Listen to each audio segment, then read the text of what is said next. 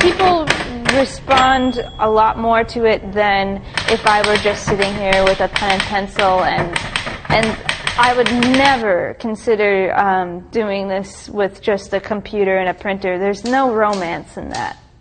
I'm writing love letters, insult letters, poetry, short stories on the spot. Name your own price. You get it written for you while you watch the show. I love writing letters from pets. It's the most satisfying thing to do. Okay, this is a letter from 2 black cats that have gone to the other side.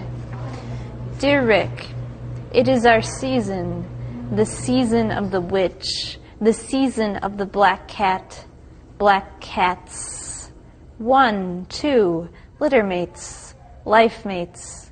Whenever one came around to sniff and prowl, the other was not too far behind. In the course of an evening, usually a woman does cry. Thank you so much. Then if it doesn't happen, then I feel like I haven't completed my duties for the day. I could actually imagine these cats saying, "We missed you." And so that touched me a great deal. I'm a temporary therapist in people's lives.